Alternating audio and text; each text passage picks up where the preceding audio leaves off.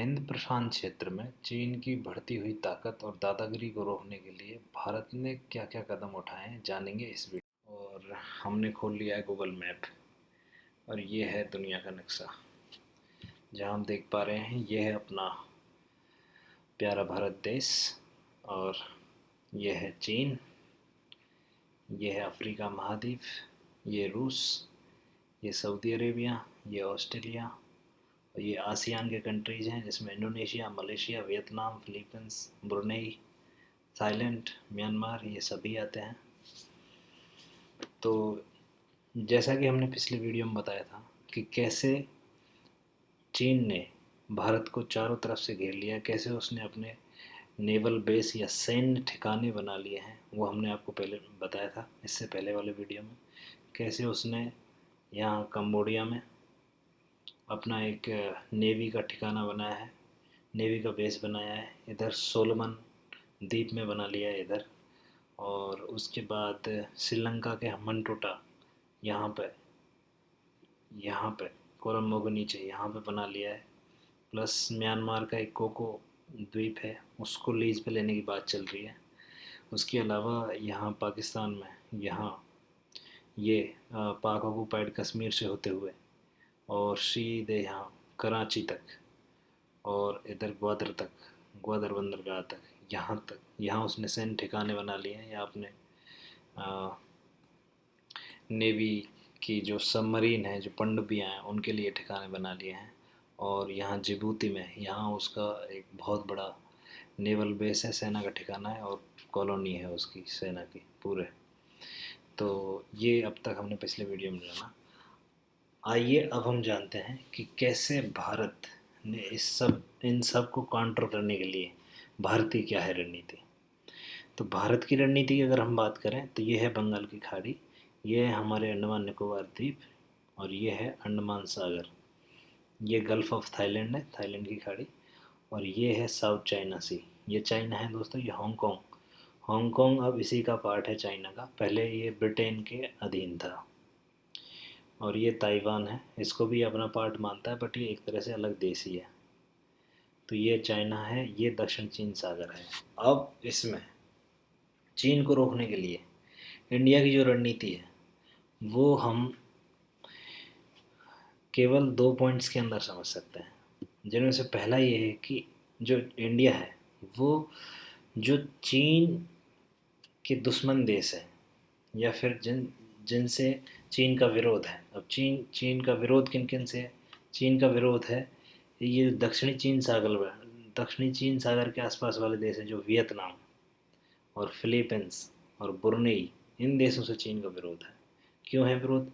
क्योंकि ये जो दक्षिण चीन सागर में ये जो परासल आइलैंड है, ये वियतनाम इसे अपना हिस्सा मानता है, लेकिन चीन ने कहा नहीं हमारा है। और ये जो स्पार्टली आइलैंड है इसको फिलीपींस अपना हिस्सा मानता है, अपने समुद्री क्षेत्र मानता है, लेकिन चीन ने कहा नहीं ये हमारा है। और ये यहाँ पे ये रियू आइसलैंड जो आप देख रहे हैं, ब्रुनेई कहता है ये हमारा है, लेकिन चीन कहता है नहीं ये हमारा है। तो चीन की एक 9 डैश लाइन है, 9 डैश लाइन, उसका मतलब है कि यहाँ से लेके और यूं और यहाँ से आते हुए यहाँ से यूं और यूं यूं यूं और यहाँ तक ये यूं ऐसे है। तो ये जो पूरा हिस्सा है बोले ये दक्षिणी चीन सागर में है, ये चीन का, इस पे ये एक्सक्लूसिव इकोनॉमिक जोन है, ये इसमें सिर्फ चीन जो चाहे वो करे। ये इंटरनेशनल वाटर नहीं है, ये अंतर्राष्ट्रीय जल क्षेत्र नहीं है, लेकिन ये इन देशों को जो जल क्षेत्र है उसका उल्लंघन करता है, क्योंकि ब्रुनेई कहता है हमारे यहाँ तक है, और जो मनीला फिलीपींस कहता है हमारे यहाँ तक है, और वियतनाम कहता है हमारे यहाँ तक है।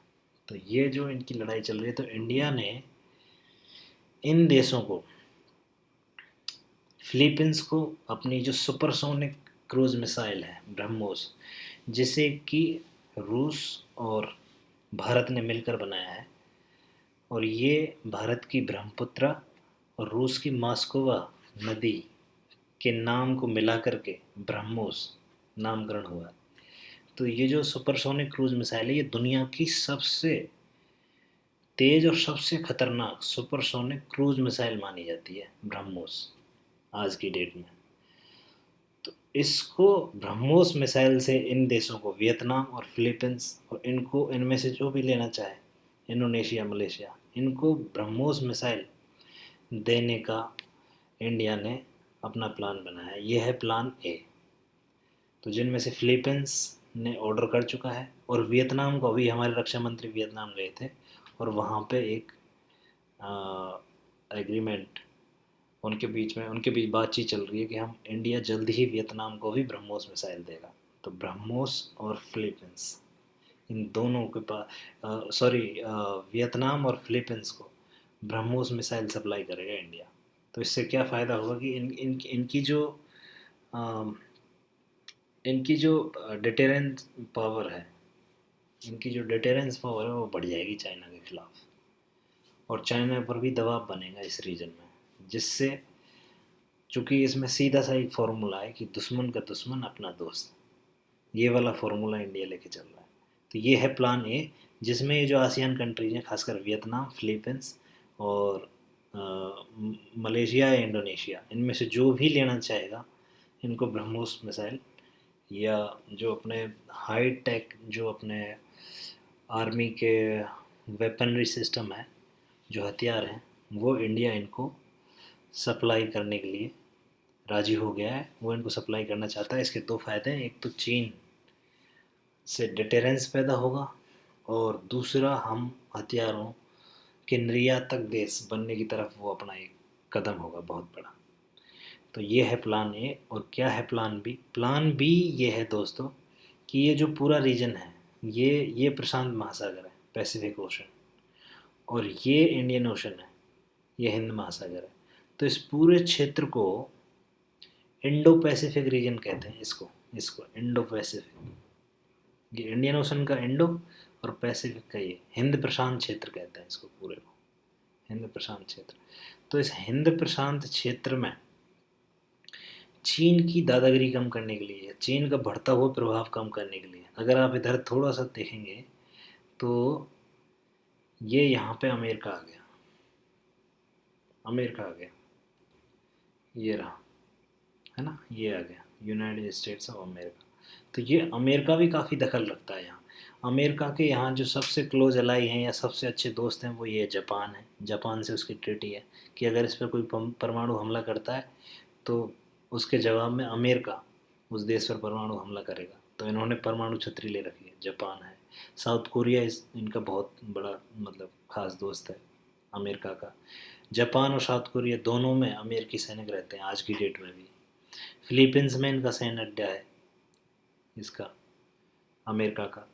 और यहाँ पर एक द्वीप है, कहीं ये रहे, गुआम द्वीप, नॉर्दर्न, है ना, नॉर्दर्न मरियाना आइलैंड, ये गुआम द्वीप, ये सब ये जो गुआम द्वीप है, इस पर यूएसए का कब्जा है, और यहाँ पे इनका नेवल बेस भी है, मतलब नेवी का अड्डा है यहाँ पर, बिल्कुल पैसिफिक में। सो अब आप देख पा रहे होंगे। तो जो इंडिया का प्लान भी है, वो इस पूरे इंडो पैसिफिक रीजन में जो चाइना को छोड़ के अन्य देश हैं जो चीन से परेशान है या चीन का प्रभाव कम करना चाहते हैं, उनमें कौन कौन से हैं? एक तो अमेरिका हो गया, कि अमेरिका के बहुत बड़े हित हैं इधर। तो अमेरिका प्लस जापान। जापान भी चीन की बड़ी ताकत, बढ़ती हुई ताकत से परेशान है, क्योंकि इसके भी यहाँ पे ये जो द्वीप है ना, इन पे चीन, यहाँ पे इन पे चीन कहता है कि भाई ये तो हमारे, और जापान कहता है नहीं भाई ये हमारे ही हैं। सो वहाँ पे ये चल रहा है, सेनकाकू द्वीप, जिसे ये सेनकाकू आइलैंड बोलते हैं इनको। तो भारत, यूएसए मतलब अमेरिका, जापान, ऑस्ट्रेलिया को साथ में लेकर के, इंडिया तो है ही फिर, तो ये चारों देशों ने एक समूह बनाया है, जिसे अपन कहते हैं क्वाड।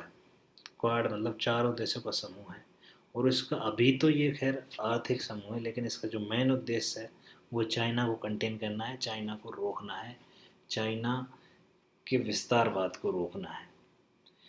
तो ये रणनीति इंडिया ने बनाई है। प्लान ए में है कि जो ये आसियान कंट्रीज हैं, ये दक्षिण चीन सागर में, यहाँ पे दक्षिण चीन सागर में, यहाँ इनमें जो जो जो आसियान कंट्री हैं जिनका चाइना से पहले से झगड़ा है, तो जैसे फिलीपींस, वियतनाम, ताइवान। ताइवान को भी हम मतलब अच्छे से संपर्क रखते हैं। और खासकर वियतनाम, फिलीपींस को हमने ब्रह्मोस मिसाइल, जो कि दुनिया की सबसे घातक और सबसे तेज़ सुपरसोनिक क्रूज मिसाइल है, जो ध्वनि की जो साउंड होती है ना दोस्तों, उससे 3 गुना तेज़ी से वो चलती है, उसकी स्पीड है, इतना फास्ट अटैक करती है। तो ये रूस और इंडिया ने मिलकर बनाई है। तो यहाँ पे ये जब ब्रह्मोस मिसाइल यहाँ पे तैनात हो जाएंगे वियतनाम में, फिलीपींस में, ब्रुनेई या इंडोनेशिया में, तो इसका बहुत बड़ा जो स्ट्रेटजिक इम्पैक्ट होगा चाइना के ऊपर। और दूसरा जो इंडिया का प्लान भी है, वो इंडिया, ये जो इंडो पैसिफिक रीजन है पूरा है, इसमें जो अपना अंतर्राष्ट्रीय जल क्षेत्र है, जो इंटरनेशनल वाटर है, इसमें मतलब फ्री आवाजाही हो, कोई रुके नहीं, कोई दादागिरी नहीं करे। उसके लिए ऑस्ट्रेलिया, जापान और अमेरिका के साथ मिल करके हमने एक क्वाड एक स्ट्रक्चर बनाया है, जिसमें 4 देश हैं, जो कि अंतर्राष्ट्रीय जल क्षेत्र में सभी के निर्बाध आवागमन और अंतर्राष्ट्रीय संधियों के पालना सुनिश्चित कराने के लिए ही इस क्षेत्र में, खासकर तो चाइना को कंटेन करने के लिए ही ये एक दूसरे के साथ आए हैं।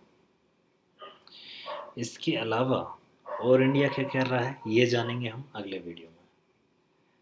और तब तक के लिए नमस्कार। और अगर आपको हमारी इन्फॉर्मेशन या फिर हम जो हमारा जो कंटेंट है वो पसंद आ रहा है, तो चैनल को सब्सक्राइब करना ना भूलें। बहुत बहुत धन्यवाद। Thank you for your time.